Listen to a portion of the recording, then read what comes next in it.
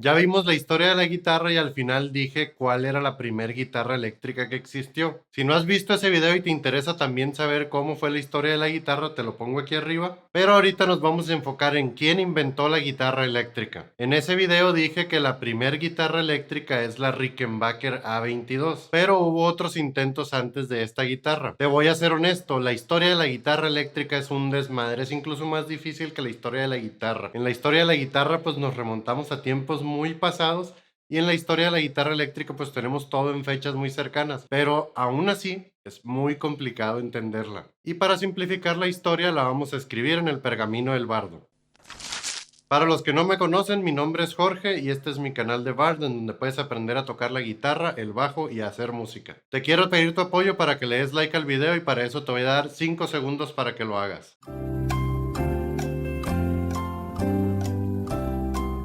Muchas gracias por tu like. Vamos entrándole a la historia de la guitarra eléctrica. Y así es, hay mucha confusión entre cuál fue la primera guitarra eléctrica.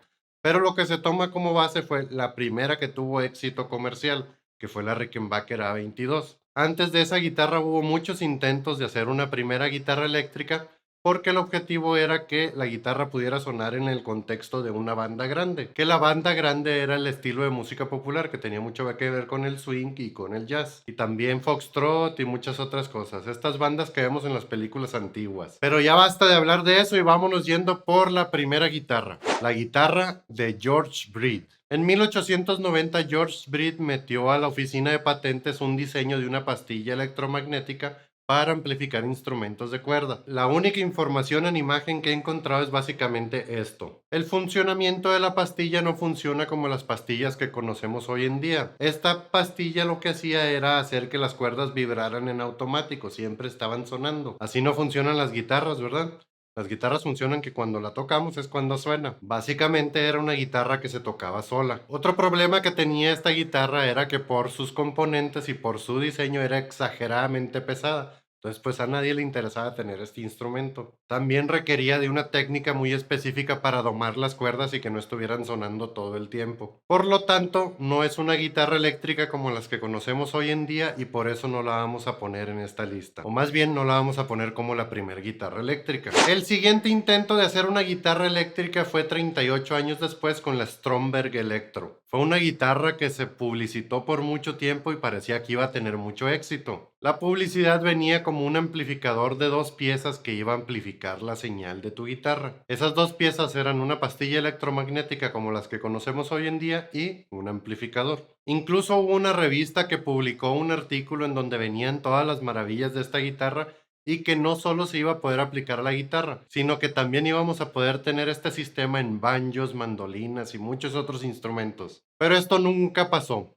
La única imagen que tenemos es de un resonador de Kay que tenía esta pastilla. Y ahí murió la Stromberg Electro. Pero ahora sí, la primera guitarra que se considera una guitarra eléctrica es la Rickenbacker A22. Es una guitarra de 1931 y se apodaba la sartén. ¿No se te hace que parece una sartén? En esos tiempos había un tipo de música que era muy popular, que era la música hawaiana. Y el instrumento que predominaba en esta música era la guitarra lap steel, que son unas guitarras que si no las conoces se tocan acostadas y con un slide. En este tipo de música es donde surge un problema y por eso nace la amplificación de la guitarra con la A22, porque este tipo de guitarras necesitaban mucho volumen para competir con los demás instrumentos y de ahí la necesidad de tener la A22. Aquí es donde entra George Beauchamp, que se escribe Beauchamp, que pues es un nombre en francés, pero yo supongo que por vivir en Estados Unidos o no sé qué rollo, lo pronunciaban Beecham. Beecham, él era un músico que tocaba la guitarra lap steel y de ahí le salió la necesidad de hacer que el instrumento pudiera sonar más fuerte. Con eso mi tocayo se decidió a desarrollar pues lo que conocemos como la A22 o la sartén. Hizo muchos experimentos, hizo muchas cosas que parecían ser una guitarra para lograr esto hasta que desarrolló junto con otras personas la A22. Se agarraba tablas de madera y ponía clavos y una cuerda e intentaba con diferentes cosas magnéticas o eléctricas para lograr amplificar el sonido. Típicamente lo que usaban todos los inventores de este tiempo para tratar de resolver esta problemática eran las bobinas que tienen adentro los teléfonos. Se asoció con Paul Bart para desarrollar la pastilla electromagnética, que es la que vemos en la Rickenbacker A22, que son dos cerraduras pues magnéticas y tiene 6 postes, uno para cada cuerda y ahí está todo el embobinado. Ya teniendo este producto listo, reclutó a Harry Watson y Adolf Rickenbacker y los reclutó para que diseñaran el cuerpo de la guitarra y así fundar la compañía Ropat Inc. Las siglas de esta compañía lo que significan es Instrumentos Electropatentados o Electro Patent Instruments. Esta compañía después se convirtió en otra que se llama Electrostring. Así fue como nació la Rickenbacker A22. Esta fue la primera guitarra eléctrica que tuvo éxito al grado de que compañías como Gibson y National empezaron a hacer sus propias guitarras lap steel de este estilo. A pesar de su popularidad, todavía tenía muchos defectos para lo que es hoy una guitarra eléctrica. Por ejemplo, su cuerpo era de aluminio. Esto hacía que fuera muy susceptible a cambios de temperatura y pues que se desafinara muy fácil el instrumento. Incluso sin esta problemática del cuerpo de aluminio, la guitarra se desafinaba con mucha facilidad. Y otros modelos que fueron saliendo fueron solucionando algunas cosas, pero nunca llegaron al grado de la guitarra que tenemos hoy en día. Una de esas soluciones fue que cambiaron el cuerpo, que en vez de que fuera de aluminio, lo cambiaron a un plástico que se llama bakelite. Pero la historia de Ropatin no se acaba aquí. Siguieron con el desarrollo de la guitarra eléctrica y en 1932 sacaron la guitarra española eléctrica. Al parecer, tanto la sartén como esta guitarra se desarrollaron simultáneamente. Las características de la guitarra española eléctrica era que tenía un cuerpo semihueco que se diseñó así para que la pastilla pudiera caber dentro del cuerpo. Eso redujo su habilidad para resonar, que es algo muy importante en las guitarras acústicas. Pero si nos ponemos a pensar, en la guitarra eléctrica no es tan importante. De hecho, gracias a esto sale un beneficio que no sabemos si fue planeado o fue por accidente, que fue la reducción del feedback. Una de las razones por las que ha sido tan difícil desarrollar una guitarra eléctrica en estos tiempos era el feedback, porque al momento de querer amplificar los instrumentos, pues la misma resonación, vamos a decir, pues hacía pues que hubiera problemas y que hubiera ruidos muy fuertes. Agarra tu guitarra eléctrica y póngala enfrente de un amplificador o enfrente de tu bocina y vas a ver que sale este ruido molesto. Un ejemplo de estas problemáticas fue con George Beecham, que intentó microfonear una guitarra acústica y lo que pasó fue que se tronó las bocinas por andar pues microfoneando directamente esa resonancia. Hay muchos diseños de guitarra que desconocemos y nunca existieron a causa del feedback. Así de controversial fue esta problemática en ese tiempo. Sin embargo, la guitarra española eléctrica ya había logrado algo muy importante: el sonido que conocemos hoy en día como el sonido de la guitarra eléctrica. Seguía siendo una guitarra de estilo hawaiana. Y más o menos al mismo tiempo que salió esta guitarra, hubo otra compañía que estaba haciendo algo muy similar: Vivitone, que su nombre completo es Vivitone Acoustic Electric. Esta compañía era de un laudero que el día de hoy se considera legendario. ¿Por qué? Porque trabajaba nada más y nada menos que en Gibson y era el encargado de muchas cosas de diseño. ¿Has visto las mandolinas o las guitarras que tienen un hoyo con F en Gibson? Pues Lloyd Loar fue el que decidió diseñarlas. O no sé si se pronuncia Loar. Un ejemplo de guitarra, por si la quieres checar y te la pongo aquí, es la Gibson L5. Él la diseñó. Estando en Gibson, Lord quería pues seguir innovando y les hacía propuestas y siempre le decían que no, porque Gibson, una de sus características es que nunca innova. Siempre lo que hace es subirse pues a la corriente que ya está establecida. Lo vamos a estar viendo durante todo el video. Básicamente la filosofía de Gibson es: esa guitarra ya funciona, vamos copiándola o haciendo nuestra propia versión y mejorándola. Y por eso Lloyd Loar decidió salirse y fundar Vivitone. La Vivitone Acoustic Electric era una guitarra española también con amplificación que tenía un transductor de teléfono. También su cuerpo era laminado, era casi un cuerpo sólido. ¿En qué quedamos que nos ayuda eso? Pues en que se reduzca el feedback. La pastilla no tenía postes como en la guitarra española de Ropatin, sino que más bien estaba escondida dentro del puente, algo así como una pastilla piezo que conocemos hoy en día, pero no funcionaba igual. En vez de capturar la vibración electromagnética que genera la cuerda, lo que capturaba era la vibración en el puente. Y algo que hace muy importante a esta guitarra es que es la primer guitarra que se deja de tocar en el estilo hawaiano. Ya podíamos agarrarla y tocarla como una guitarra normal. Y aquí quiero seguir admirando a Lloyd Loar, porque muchos dicen que en verdad él fue el primero en inventar las pastillas electromagnéticas en 1923. Pero la verdad es que no hay mucha información de esto. Una razón es porque han encontrado documentos de 1923, cuando él estaba en Gibson, con todos los diseños que él hizo. Pero al ser Gibson, pues no le interesaban estas cosas. Sí hubo algunas mandolinas que las amplificaron, les pusieron pastillas y todo, pero nunca fueron exitosas. Y así vamos a seguir viendo en el video guitarras que pues tienen que ver con la historia de la guitarra eléctrica, pero no las podemos poner en la lista porque no fueron famosas, no tuvieron éxito comercial. Esto último que dije, que nos da a entender que desde más o menos 1931 no ha habido ninguna innovación en lo que es la pastilla eléctrica. Sí, un cambiecito por aquí, un cambio por allá, pero el funcionamiento esencialmente es el mismo. Y si tú crees que los humbuckers son una innovación porque salieron en la Les Paul en 1957, o no recuerdo bien el año, pero ahorita lo vamos a ver. Pues no, porque los humbuckers existen desde antes de 1900. Fueron un invento como de 1880 porque pues los teléfonos usan pastillas. Y al momento de estar hablando con pastillas de bobina sencilla, lo que pasaba es que había muchos ruidos molestos.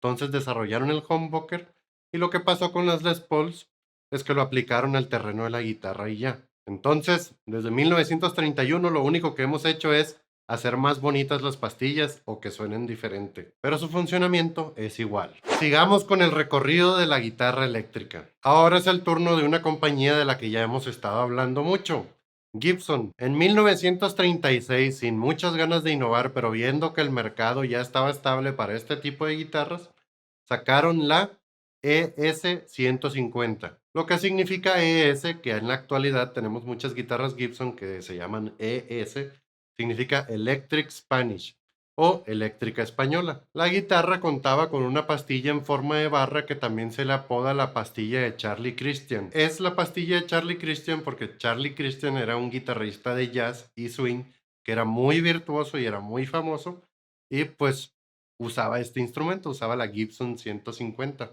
Si te da curiosidad saber cuál es esta pastilla, estoy muy seguro de que ya la has visto. Si has visto el video de Come Together de John Lennon, que es en vivo, creo que en Nueva York, ahí trae una Les Paul que en la pastilla del cuello trae una pastilla de Charlie Christian. Solo que esa pastilla no se la hizo Gibson, se la hizo una compañía que se llama Lolar, que todavía existe, y les puedes comprar estas pastillas. En el mismo año que la Gibson ES-150 salió la Slingerland Songster 401. Era una guitarra de cuerpo sólido que volvió al estilo hawaiano. O sea, otra vez de estar tocando así, ya estábamos tocando acostado otra vez. Pero a pesar de eso, esta guitarra logró hacer muchas primeras cosas. De esas primeras cosas fueron que fue la primera guitarra de cuerpo completamente sólido con forma española. También fue la primera guitarra neck true o de mástil completo, lo que significa es que todo el cuello hasta la base del cuerpo es una pieza y luego se le añaden unas alas a los lados para darle forma. También fue la primer pastilla que se vio en la guitarra con características de humbucker. No era lo que conocemos como humbucker hoy en día,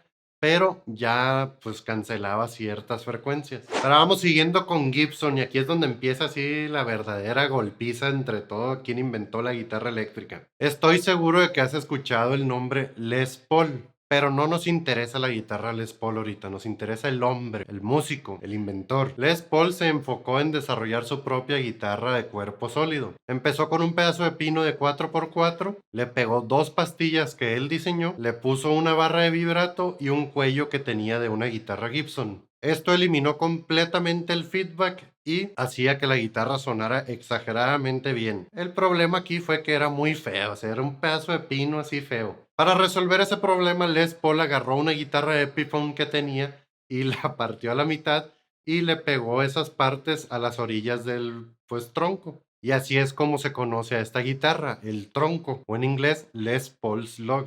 No fue el único intento de Les Paul de hacer una guitarra, pero sí fue el más famoso. Esto pasó entre los años 1939 y 1940. Intentó buscar ayuda para comercializar el instrumento con Epiphone y con Gibson, pero ninguno de los dos quiso hacerlo. Epiphone simplemente le dijo que no, y Gibson decidió darle la cortesía de decirle que a nadie le interesaba tocar una escoba con pastillas. ¿Ves lo que decía de Gibson? Al parecer Gibson solo existe por andar siguiendo las tendencias del mercado. Innovar no es lo suyo. En 1941, Orva Wallace Appleton decidió crear una guitarra eléctrica de cuerpo sólido, la app. Solo tenía un corte sencillo y era de una sola pieza de madera. ¿Se te hace conocido el diseño? ¿Se parece a algo? O sea, ¿te suena? ¿La has visto en algún lugar? Pues en 1943 Appleton decidió acercarse a Gibson y recibió la misma cortesía que Les Paul. Solo que a él le dijeron que a nadie le interesaba tocar una guitarra de cuerpo sólido. Appleton intentó patentar esta guitarra, pero no lo pudo concretar. Le hicieron muchas tranzas y pues desapareció esta guitarra. Y ahora te voy a lanzar otro nombre muy conocido. Bigsby. A Paul Bigsby más bien lo conocemos por los vibratos Bigsby, que los vemos en las Les Pauls y en muchas otras guitarras. Fue otro innovador de la guitarra eléctrica con su compañía Bigsby Electric Guitar. En 1948 sacó la Travis Bigsby, que es una guitarra que diseñó para el guitarrista Mel Travis. ¿Se te hace conocido aquí algo del diseño? A mí se me hacen conocidas dos cosas. El cuerpo. Aquí ya se fregaron en Orva Wallace Appleton porque no pudo concretar la patente. Y el cabezal. ¿De quién es ese cabezal? Mucha gente que se ha topado con esta guitarra empieza a desencadenar ahí un rumor de que según esto Fender le robó el diseño del cabezal a Bigsby, pero no. Si viste el video que dije al principio, el de la historia de la guitarra eléctrica, ahí hablé sobre un diseñador de guitarras, un laudero que se llama Stauffer. Stauffer hizo esta guitarra. ¿Te parece conocido el cabezal? Entonces, las guitarras Bigsby y las de Fender, pues las dos se basaron en el cabezal de Stauffer. Y ya dije el nombre, Fender. Curiosamente, en la línea del tiempo es la compañía de guitarras que sigue. ¿Con qué guitarra empezó Fender? Con la Fender Squier de 1950. Este viene siendo el prototipo, para después convertirse en la Broadcaster, que venía siendo la hermana mayor de la Squier. ¿Cuál era la diferencia entre estas dos guitarras? Pues que una tenía solo una pastilla y la otra dos. Esa era la única diferencia. La Squier es una guitarra muy importante en la historia de la guitarra eléctrica, primero que nada, porque rompió con muchos acuerdos en la construcción de guitarras. Para empezar, Fender ni siquiera era músico, tocaba piano y saxofón, pero muy leve. O sea, no le sabía la música. Pero a lo que sí le sabía muy bien era la electrónica y esa era su pasión. Él se desarrollaba como un reparador de radios y también de bocinas. Esto lo llevó a reparar sistemas de audio y de amplificación para bandas. Fender, igual que Gibson, vio que era negocio esto de andar haciendo guitarras eléctricas. Hizo varios proyectos y desarrolló guitarras de estilo hawaiano hasta que terminó haciendo la Squier. Pero ¿cuáles son las características de esa guitarra que rompió tantos acuerdos en la construcción de guitarras? La Fender Squier, como ya dije, era una guitarra con solo una pastilla. Fue diseñada por George Fullerton. Tenía un puente ajustable, un cuello removible, que este es el primer acuerdo que vamos a ver que rompió Fender, porque en todas las demás guitarras pues eran cuellos que se pegaban. Entonces aquí tú puedes quitar el cuello y poner otro, o también quitarlo para hacerle reparaciones. Otro acuerdo que se rompió en la Fender Squier es que el cuello era de maple. Esto jamás pasaba en ninguna otra guitarra porque pues el maple no se consideraba como una madera para las guitarras. Fender no tenía idea de esto, nunca se informó y pues terminó haciendo esto que nadie más hacía. El día de hoy, gracias a esta, vamos diciendo, ignorancia, pues muchas guitarras están hechas con cuellos de maple. Otro acuerdo roto más es que la guitarra era recta, o sea, del puente hasta la cejuela la guitarra es recta. Si vemos otras guitarras, lo que vamos a ver es que típicamente desde el puente hasta donde empieza el diapasón, empieza una como inclinación. Eso es con el objetivo de separar un poco las cuerdas. Pero Fender logró hacer esta separación simplemente haciendo como una mini curvatura, que es lo que conocemos como el relief. Y otro acuerdo más fue que decidió usar el cuerpo de pino. ¿Por qué? ¿Quién sabe? A lo mejor le salía más barato. Ninguna otra marca había hecho estas decisiones y salió esta guitarra que suena muy bien y hasta el día de hoy sigue sonando muy bien. Como dije hace rato, la Squier tenía una hermana mayor que era la Broadcaster. Fue una guitarra muy popular, pero que tuvo muy poco tiempo de producción porque otra compañía que conocemos como Gretsch los demandó porque ellos tenían una serie de baterías que se llamaba Broadcaster también. Entonces Fender tuvo que retirar las calcomanías que tenían el nombre, las guitarras que no se habían vendido, y hubo un periodo en el que los fans de esta guitarra decidieron llamarla la No-Caster. En estos tiempos ya existía la televisión y ahí fue cuando Fender dijo, pues le voy a poner Telecaster. Inicialmente el nombre Broadcaster era porque iba a aparecer en los broadcast de la radio. Incluso la decisión de pintar amarillo la guitarra tiene una razón de por qué aparecía en la tele. Al pintar la guitarra en este tipo de amarillo, al verla en blanco y negro parece que es blanca. Y si Fender hubiera pintado la guitarra blanca hubiera parecido como de un tono grisáceo. Entonces también este color se llama TV Yellow. ¿Y la Les Paul en dónde quedó? Ni me dan ganas de hablar de ella porque me da coraje que Gibson no le entre la innovación. Pero bueno, vamos con Gibson y la Les Paul. Gibson en 1952 y viendo el éxito de la Telecaster dijo, pues creo que ahora sí es hora de empezar con esto de las guitarras de cuerpo sólido, ¿no? Necesitaban entrar al mercado y ¿cómo lo iban a hacer? Con la Les Paul. El presidente de Gibson, Ted McCarthy, decidió hablarle a Les Paul para que le ayudara a construir una guitarra. Juntos diseñaron lo que hoy conocemos como la Les Paul. Incluso se tomaron la molestia los dos de mandarle una carta a Orva Wallace Appleton para decirle que tenía razón y que la guitarra de cuerpo sólido pues sí iba a ser algo que todo el mundo iba a querer tocar. No se le dio ninguna regalía, no se le dio apoyo económico, solo las gracias. Por ahí anda la carta en internet si la quieres checar y ahí dice muy claro de que sí, perdón y debimos de haber pues diseñado la guitarra tal y como tú nos dijiste en 1943, 9 años antes. Si eres fan de Gibson, pues dale like al video y si no, pues pon un comentario. La Les Paul de 1952 tenía un cuerpo de caoba sólido con una tapa de maple. Esta tapa tenía un acabado gold top. Tenía un cuello de caoba pegado al cuerpo y tenía esta inclinación de la que estaba hablando hace rato. Es una de las características de las guitarras de Gibson. Tenía dos pastillas P90 diseñadas por Ward Fuller y cada una tenía sus controles de tono y volumen independiente, tal y como las conocemos hoy. Otra cosa que tenía es una cola de puente en forma de trapecio. No fue hasta 1957 cuando Seth Lover diseñó el humbucker y le empezaron a poner humbuckers a las Les Pauls en vez de las P90. En 1959 sale la versión que todo mundo considera como la mejor versión de la Les Paul, por comodidad, por tono, por la madera y muchas otras cosas más. Y pues ya, la verdad es que la historia de la guitarra eléctrica se puede quedar hasta aquí. Desde que salieron la Les Paul y la Telecaster no ha habido innovación en las guitarras. Sé que no mencioné muchas marcas de guitarras que tú conoces y que a lo mejor son importantes para la historia. Un ejemplo puede ser Gretsch, que hace poquito me estaba dando cuenta que ellos inventaron una pastilla que es muy similar a un humbucker que es el Filtertron. Pero el problema aquí es que las Gretsch nunca tuvieron tanta fama. Gretsch más bien era una compañía para hacer instrumentos de percusión. Ponte a pensar qué guitarristas conoces que usen Gretsch. Del pasado se me ocurren nomás dos. George Harrison, que él dice que esa era su mejor guitarra. Y también el otro guitarrista de AC/DC, que ahorita no me acuerdo el nombre, creo que es Malcolm Young, que es hermano de Angus Young. Pero fuera de ahí no se me viene a la mente nadie que usara guitarras Gretsch. Pero vuelvo a la parte de que desde la Les Paul y la Telecaster no ha habido innovación. Si me dices que, oye, ¿qué rollo con la SG, la Explorer y la Flying V? Lo que yo te voy a decir es que son Les Pauls con otro diseño. Tal vez no suenan exactamente igual, pero la tonalidad va por el mismo lado. Si me dices por el lado de Fender, oye, y las Jazzmaster y las Jaguar y las Stratocaster y todo eso, lo mismo, son Telecasters con ligeras modificaciones. Luego me puedes preguntar, ¿y Ibanez, y ESP, y Cort, y todas las marcas que me puedas mencionar? Pues lo que te voy a responder es que son compañías que utilizaron las ideas de Gibson y de Fender y las combinaron de alguna forma. Muchos artistas acudían a Gibson y a Fender para descargar sus ideas sobre una guitarra que querían hacer. Pero Fender y Gibson no cedían a estas ideas porque tal vez no era tan redituable. A veces les llegaban a hacer una Telecaster con cuerpo de caoba o en el caso de Gibson una Les Paul con 3 pastillas.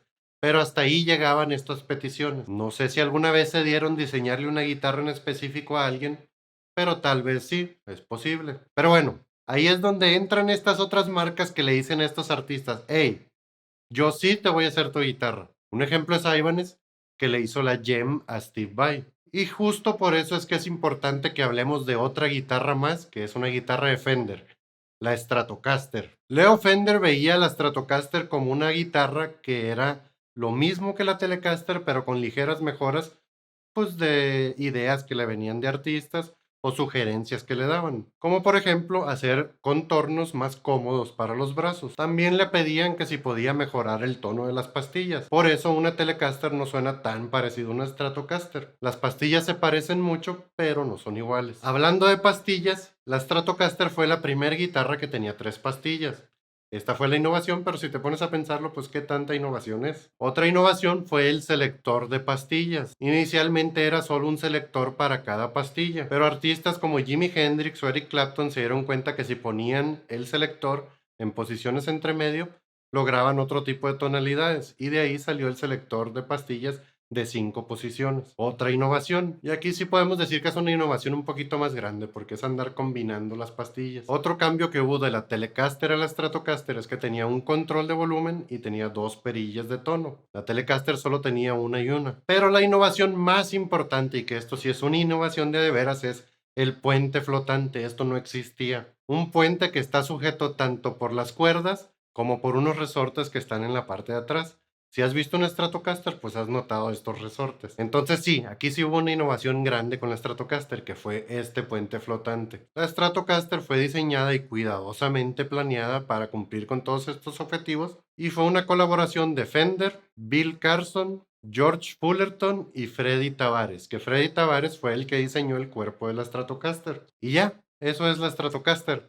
Pero ¿por qué es tan importante? En su tiempo fue considerada la guitarra más versátil y también la más cómoda. También es la guitarra que a la actualidad es la más copiada. Copiada al grado de que hay compañías que venden guitarras tipo S por Stratocaster. Otra cosa en la que dominan las Stratocasters es que son las guitarras más modificadas y también modificables. Tenemos guitarristas como Ritchie Blackmore, que él cambió las pastillas de su guitarra para que sonaran más oscuras y con más fuerza. Otro guitarrista que también es muy influyente con la Stratocaster fue Van Halen. ¿Has escuchado o visto la Frankenstrat? Es una Stratocaster o copia de Stratocaster con un chorro de modificaciones. Con la Stratocaster sale un término y un nuevo tipo de guitarra que conocemos como Superstrat o una Super Stratocaster. ¿Qué es esto? Pues básicamente la mentalidad es agarrar lo mejor de Fender y lo mejor de Gibson, entre comillas. Muchos guitarristas compraban las Stratocasters por ser baratas y por su modificabilidad. Van Halen fue uno de ellos.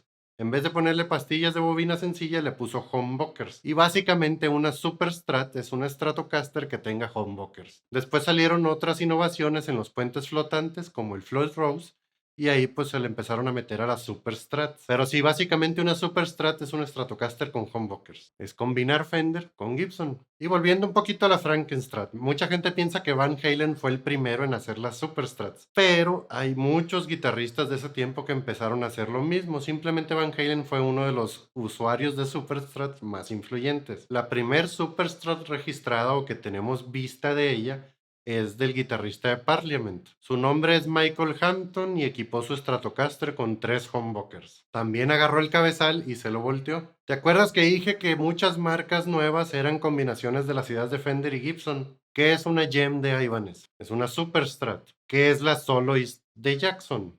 Una Super Strat. Las Strandberg que ahorita están de moda son Super Strats. Schecter son Super Strat. La Majesty de John Petrucci es una Super Strat. Las PRS son Super Strat Pulse. Y así te vas, o sea, son compañías que han agarrado ideas de Fender, ideas de Gibson y les han metido por ahí ideas en el diseño. Como decía, todo esto empezó por la demanda de hacerle modificaciones o diseños únicos a los instrumentos, pues de profesionistas de este tiempo. Como dije, Van Halen, Ritchie Blackmore, Michael Hampton y muchos otros más. También hay compañías que le han copiado a Gibson casi en su enteridad. Por ejemplo, la marca Dean, pues tiene las guitarras Cadillac, que son las Les Pauls, con este pico en el cuerpo y con el cabezal diferente. Como oímos guitarras eléctricas, ¿no?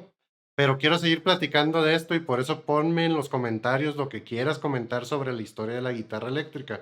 Quiero seguir platicando esto contigo. Ponme qué guitarra tienes en los comentarios para ponernos a platicar de ella. Como dije al principio, si no has visto la historia de la guitarra, la puedes ver en este video y la historia de la guitarra eléctrica y yo te recomendamos que ahora veas este video.